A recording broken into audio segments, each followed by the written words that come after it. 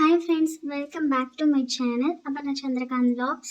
இன்னைக்கு சின்ன tips and ட்ரிக்ஸோட ஆயில் பேஸ்டு ப்ரௌனி தான் சொல்லி தர போகிறேன். இது பிஸ்னஸ் ஸ்டார்ட் பண்ணணும்னு நினைக்கிறீங்கன்னா உங்களுக்கு இது ரொம்பவே யூஸ்ஃபுல்லாக இருக்கும். டிப் நம்பர் 1, நீங்கள் யூஸ் பண்ணுற டார்க் காம்பவுண்ட் என்ன பிராண்டாக இருந்தாலும் சரி அது ரூம் டெம்பரேச்சரில் இருக்கணும்.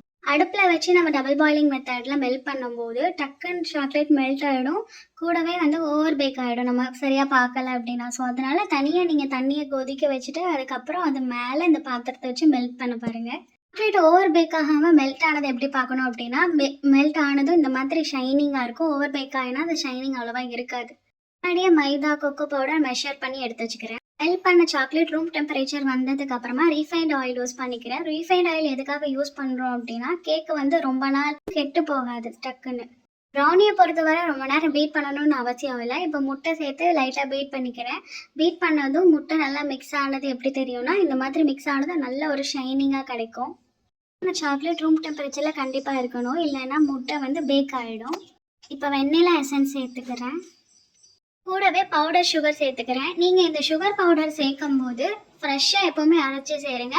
ப்ரௌனியோட டெக்ஸ்சர் மாற கூட சான்ஸ் இருக்குது. நீங்கள் ஃப்ரெஷ்ஷாக அரைச்சி சேர்க்கும் போது உங்களுக்கு டெக்ஸ்சர் மாறாது. அதே இது நீங்கள் ஆல்ரெடி ஸ்டோர் பண்ணி வச்சுருந்தது சேர்த்திங்கன்னா கண்டிப்பாக ப்ரௌனியோட டெக்ஸ்சரும் மாறும். ஸ்டோர் பண்ணி வச்சுருக்கிற பவுடர் சுகரை நீங்கள் கேக்குக்கு யூஸ் பண்ணிக்கலாம், ஆனால் ப்ரௌனிக்கு யூஸ் பண்ண முடியாது. மேக்ஸிமம் 1 hour முன்னாடி அரைச்சி யூஸ் பண்ண பாருங்கள். சுகர் பவுடர் சேர்த்து ஓவர் பீட் பண்ணாமல் லைட்டாக இந்த மாதிரி எல்லாம் கலந்து வர மாதிரி மிக்ஸ் பண்ணால் மட்டும் போதும். இன்றைக்கி ப்ரௌன் சுகர் யூஸ் பண்ணலை, ஒயிட் சுகர் தான் யூஸ் பண்ணுறேன். நான் இருக்கிற ஏரியாவில் ப்ரௌன் சுகர் கிடைக்காது, அதனால் ஒயிட் சுகர் மட்டும் யூஸ் பண்ணிக்கிறேன். டேஸ்ட்டில் எந்த வித குறைச்சலும் இருக்காது. இப்போ மைதாவும் கொக்கோ பவுடர் ஆட் பண்ணிக்கிறேன். மைதா நீங்கள் ஃப்ரெஷ்ஷாக உடைச்சிங்க அப்படின்னா ஜலிக்க வேண்டாம், அதனால் அப்படியே சேர்த்துக்கோங்க. கொக்கோ பவுடர் டார்க் இருந்தால் டார்க் சேர்த்துக்கோங்க. நான் எப்போவுமே மைல்டு தான் யூஸ் பண்ணுறேன், அதனால் நான் மைல்டு கொக்கோ பவுடர் ஆட் பண்ணி நல்லா மிக்ஸ் பண்ணி எடுத்துக்கிறேன். ப்ரௌனியோட கன்சிஸ்டன்சி இந்த மாதிரி திக்காக தான் இருக்கும், அதனால் நான் இது கூட 4 டேபிள் ஸ்பூன் பால் ஆட் பண்ணிக்கிறேன். பால் ஆட் பண்ணால் கெட்டு போகுமான்னு கேட்டிங்கன்னா கண்டிப்பாக கெட்டு போகாது. காய்ச்சி ஆற வச்ச பால் தான் நான் சேர்த்துக்கிறேன். 4 நாள் வெளியில் வச்சு சாப்பிட்டாலும் இந்த ப்ரௌனி கெட்டும் போகாது. சேர்க்கும் போது அந்த ப்ரௌனி சாஃப்டாக இருக்குமே தவிர நீங்கள் வெளியில் வச்சு சாப்பிடும்போது அது ஹார்டும் ஆகாது. இப்போ இது எல்லாம் சேர்த்து நல்லா மிக்ஸ் பண்ணி இந்த பேட்டரை நீங்கள் 1/2 hour கிட்ட வெளியில் வச்சுக்கலாம். அந்த 1/2 hour கிட்ட வெளியில் வச்சிங்க அப்படின்னா எந்த ட்ரேவில் பேக் பண்ண போகிறீங்களோ அந்த ட்ரேவில் ஊற்றி நீங்கள் கொஞ்ச நேரம் வெளியில் வச்சுக்கலாம். பார்த்தீங்கன்னா தெரியும், ப்ரௌனியோட பேட்டர் இந்த மாதிரி நல்ல ஷைனிங்காக இருந்துச்சுன்னா கரெக்டான கன்சிஸ்டன்சியில் இருக்குன்னு அர்த்தம். இந்த பேட்டரை நான் 9 inch டின்னில் மாற்றிக்கிறேன்.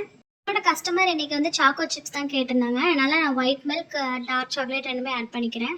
ஓடிஜியை 10 minutes 170 degree Celsius preheat பண்ணி எடுத்துக்கோங்க. இதில் இந்த டின்னை வச்சு 25 minutes பேக் பண்ணி எடுத்திங்கன்னா டாப் ஃபட்ஜி ப்ரௌனி ரெடி ஆகிடும்.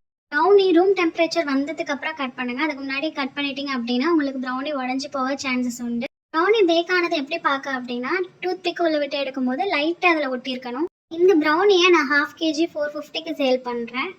நீங்கள் 600 கூட சேல் பண்ணலாம், அந்தந்த இடத்த பொறுத்து. ஒரு ப்ரௌனியோட பீஸ் மேக்ஸிமம் 50 grams இருக்கணும். இவ்வளோதான் ஃப்ரெண்ட்ஸ். இந்த வீடியோவில் நிறைய டிப்ஸ் அண்ட் ட்ரிக்ஸோட பார்த்தா உங்களுக்கு யூஸ்ஃபுல்லாக இருந்துச்சுன்னா மறக்காம நம்ம channel like, share and subscribe பண்ணிக்கோங்க.